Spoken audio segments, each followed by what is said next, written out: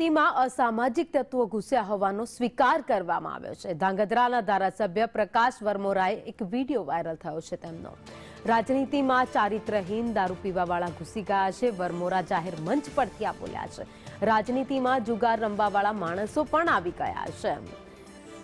તો ધાંગધ્રાના ભાજપના ધારાસભ્ય પ્રકાશ વરમોરા જે કાર્યક્રમમાં ગયા હતા, જ્યાં સંબોધન કરી રહ્યા હતા, તે દરમિયાન તેમણે જે શબ્દો કહ્યા છે ઘણું બધું કહી જાય છે, કારણ કે તેમણે પોતાના ભાષણ દરમિયાન એ કહ્યું છે કે અત્યારે પ્રજાની ક્યાંક ને ક્યાંક શ્રદ્ધા ડગી ગઈ છે। અમારી રાજનીતિમાં ચારિત્રહીન દારૂ પીવાવાળા લોકો અને જુગાર રમવાવાળા લોકોની એન્ટ્રી થઈ ગઈ છે।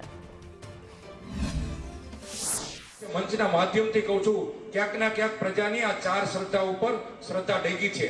ક્યાંક ક્યાંક અમારામાં ચારિત્રહીન માણસો આવ્યા છે। રાજનીતિમાં દારૂ પીવાવાળો માણસ આવ્યો છે, રાજનીતિમાં જુગાર રમવાવાળો માણસ આવ્યો છે। ત્યારે ચારેય સત્તાને ઠીક કરવાની તાકાત ધર્મ સંસ્થામાં છે। મંચ છે, મંચના માધ્યમથી કહું છું, ક્યાંક ના ક્યાંક પ્રજાની આ ચાર શ્રદ્ધા ઉપર શ્રદ્ધા ડગી છે।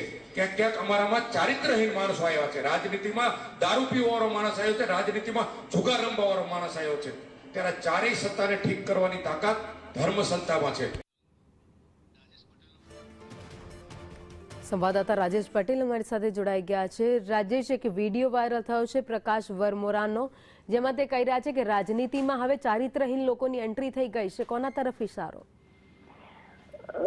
ધ્રાંગધ્રાની એક કથા હતી, એમાં ધ્રાંગધ્રાના ધારાસભ્ય પ્રકાશ વરમોરાએ જાહેર મંચ ઉપરથી ખુલ્લેઆમ કીધું કે રાજનીતિમાં ચારિત્રહીન માણસો આવી ગયા છે, દારૂ પીવાવાળા આવી ગયા છે, જુગારવાળા આવી ગયા છે। એ કાયમ યોગની અને કાયમ આધ્યાત્મિક વાતો કરે છે, પણ આ મંત્રીમંડળમાં વિસ્તરણમાં એમનો સમાવેશ ન થયા ત્યાં પછી આ ભાજપના નેતાઓ અથવા તો ઉપરના નેતાઓ સાથે એમનો અણબનાવ હોય અથવા તો નારાજગી હોય ને, એવું સ્પષ્ટ દેખાઈ રહ્યું છે। અને મહિલાઓ છે અંદરો અંદર જણાવી રહ્યા છે કે આવી રીતની જો ભાજપની અંદર આવા નેતાઓ ઘૂસી ગયા હોય તો અમે રાજનીતિમાં જઈને શું કરશું?